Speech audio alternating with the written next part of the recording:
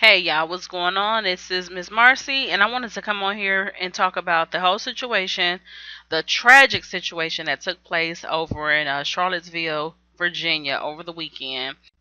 Alright, so basically what happened was some counter protesters met up with some nationalists on a college campus to basically rally against, or basically protests against the Confederate statue of Robert E. Lee being taken down. Now, this statue has been in talks of being removed for a while because first of all, it's a Confederate statue and it's actually offensive to some people. So, in an effort to protest to have this statue taken down or to have it stay, a damn big old altercation sprung out. Like, it just got ugly and nasty. It's like this was a mess. This was such a tragic mess. It was like it just went left field. And it was, I mean, it just left one person dead and about 19 injured. You know what I'm saying? Like, this was just crazy. And I've been seeing a lot of footage over the weekends, and it just looked really like, I mean, awful. It just goes to show you that there's so much hatred still going on in America today. And I mean, this took place before the rally even started. It just got ugly all of a sudden. And it was called Unite the Right rally, is what it was. And like I said, it was some counter protesters and they met up with some white nationalists. So while this got ugly, in the midst of it being just terrible, so as they're fighting and stuff, and the police are trying to break it up, and then all of a sudden, I mean, it got so bad to where local officials had to declare the rally an unlawful assembly, and the governor declared a state of emergency. It got that bad. So about 2 hours later, after all of this was going on, a gray Dodge Challenger just rams it through the crowd, just runs through the crowd and then pulls back out and gets the hell out of the situation. Just get the hell out of Dodge, basically. So the Dodge just ran into a lot of protesters or whatever that was just walking down the street in downtown Charlottesville. Now, the victim who unfortunately died was 32-year-old Heather Heyer. Now, this the crazy part. Heather just happened to she wanted to go down there to actually be a part of the protest, but on a peaceful side. She wasn't going down there to fight and argue or anything like that. She was just going to protest, in a peaceful manner, and ended up getting hit by that car. Now, the driver of that car, the suspect, was 20-year-old James Alex Fields Jr.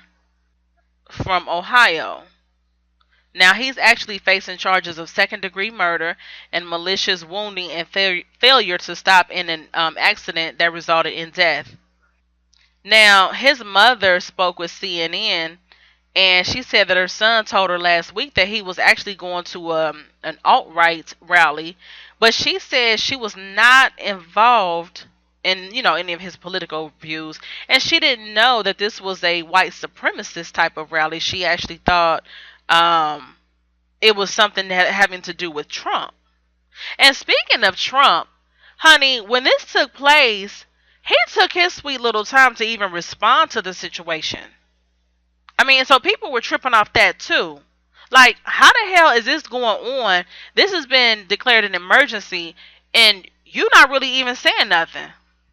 You know, he was almost as bad as George Bush, when the whole 9/11 took place. Remember how he just kind of sat there and didn't really say shit? Well, this was almost something like that. And then when he finally did respond, it was like it was a very vague response. Like, he just didn't really give a shit. He was only saying it because he felt like he had to, and he could be doing other things. So take a look at what he had to say, y'all. President Trump. But we're closely following the terrible events unfolding in Charlottesville, Virginia. We condemn in the strongest possible terms this egregious display of hatred, bigotry, and violence on many sides. On many sides. He just did not want to call that thing what it was. Come on, just call a spade a spade. Now, also, Heather Heyer, she was not the only person who was killed.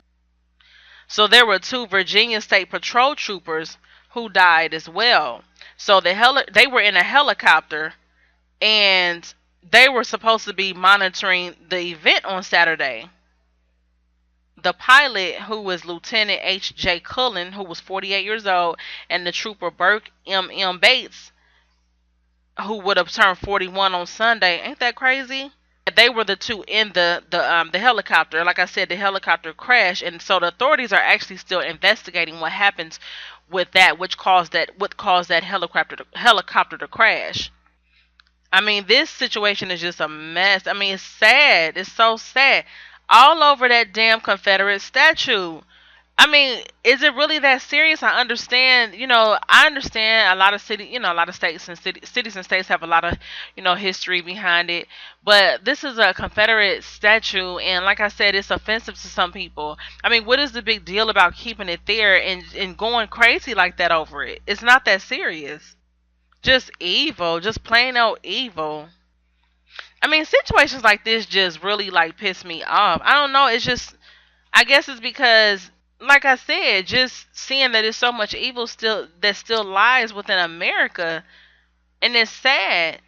Now this woman just went just to go and be a part of something, and basically, hell, try to make a difference, and then she ends up getting killed by this crazy ass 20-year-old that just want to run through the crowd. It's just crazy. I'm going to continue to follow this story, and I mean, it's just sad.